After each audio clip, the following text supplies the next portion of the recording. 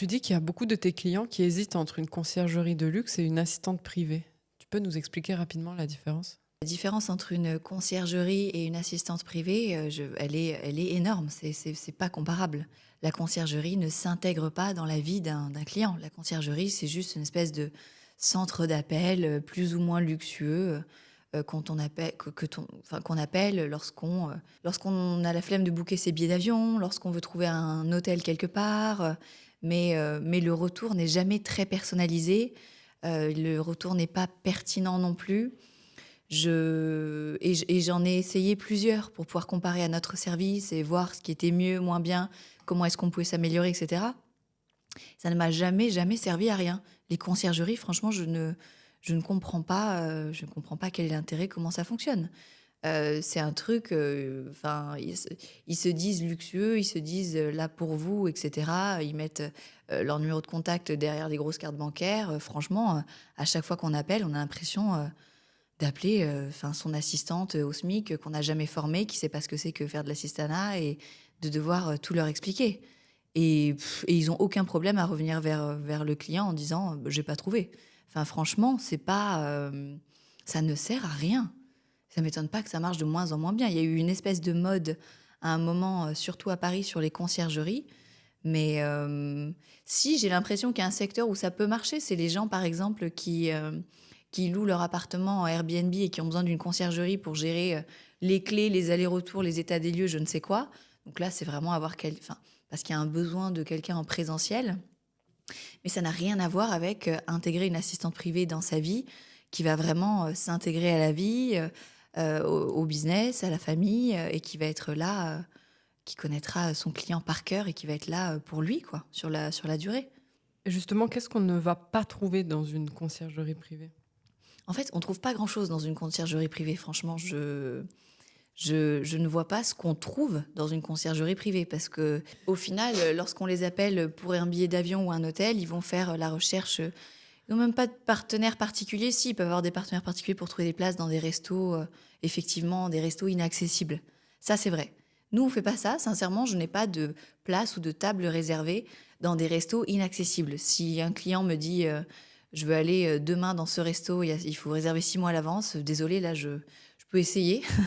Je peux essayer, on a plein de techniques différentes, mais je n'ai pas de place réservée. Donc là, c'est vrai que les conciergeries, parfois, elles ont des deals sur des restos. Donc, il faut vraiment adorer aller au resto. Mais sinon, sur les vols, les hôtels, les places à Disneyland, le truc, le machin, ça ne sert à rien.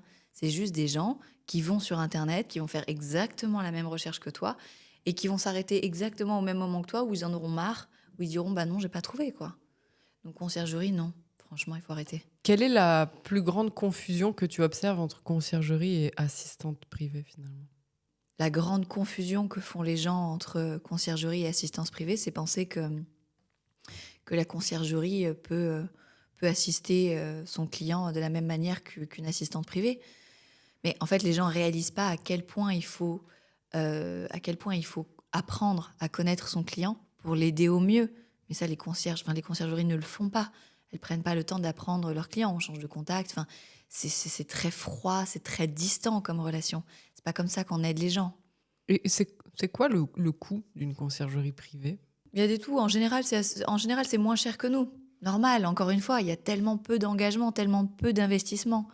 J'ai vu, j'ai vu il y a pas très longtemps, heu, qu'une conciergerie célèbre faisait payer, je crois 7 000 € par an ses clients pour avoir quelqu'un disponible H24. 7 000 € par an pour avoir quelqu'un disponible H24.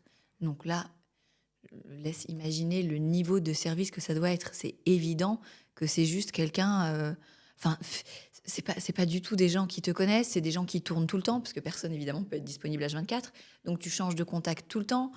C'est quoi? C'est quelqu'un à qui tu vas dire à minuit, «Trouve-moi la boulangerie la plus proche» et il va le taper sur internet, il va t'envoyer une adresse. Enfin, c'est pas vraiment un service, ou alors ce qu'il peut y avoir aussi, c'est vrai dans les conciergeries, c'est lorsqu'il y a des conciergeries qui organisent des très gros événements et qui arrivent à trouver des choses introuvables, qui organisent, un très gros mariage extrêmement cher, et qui va booker, des stars, un chanteur et cetera. Et donc il y a un gros réseau et qui va pouvoir faire ça. Ça peut être intéressant. Mais encore une fois, ça n'a aucun rapport avec une assistante privée. Ça n'a aucun rapport. Nous, on travaille sur le quotidien de nos clients. On est avec eux tous les jours, tout le temps.